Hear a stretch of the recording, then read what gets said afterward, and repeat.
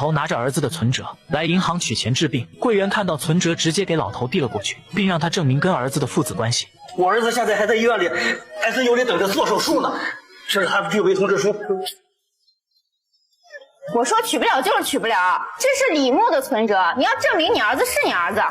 等，他只好拿出户口本证明，没想到柜员却说户口本证明不了，必须让他儿子来现场证明。我儿子现在在医院里等着钱用，他怎么能来？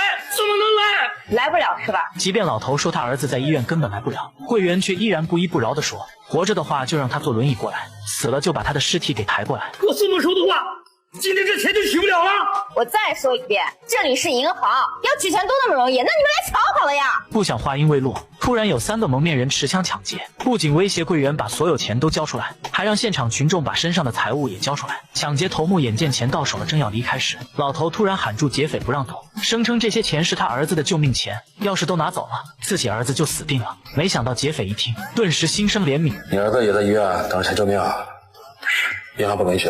银行非要我证明我儿子是我儿子，这活活腿都在这儿，怎么就证明不了？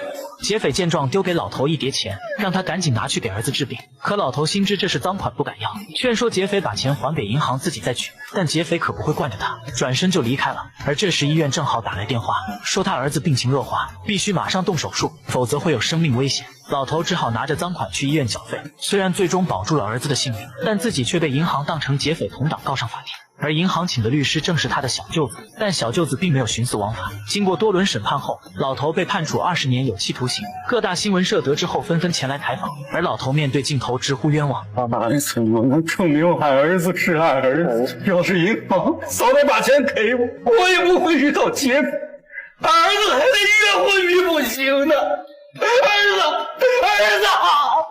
很快，老头舅子的新闻就传得沸沸扬扬，成千上万的民众都觉得他是冤枉的。而他儿子李牧手术后一直昏迷不醒，医生检查后告诉姐姐，恢复状况不太理想，可能这辈子都醒不过来了。然而就在姐姐悲痛欲绝之时，李牧听见电视中父亲无助的呐喊，突然醒了过来，并决定替父亲翻案。可姐姐却说，对方银行请了顶级律师团队。姐，我之所以宣法，就是为了有一天能够替不懂法的老百姓发出他们的声音。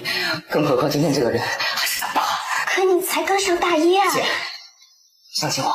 为了成功替父亲翻案，李牧开始没日没夜的研究各种刑法律法。好在皇天不负有心人，几天后，他终于找到了替父亲翻案的办法。于是姐弟俩立马前去看守所探望父亲。可父亲却劝儿子不要上诉了，因为父亲觉得儿子斗不过银行，担心儿子弄不好也会被送进来。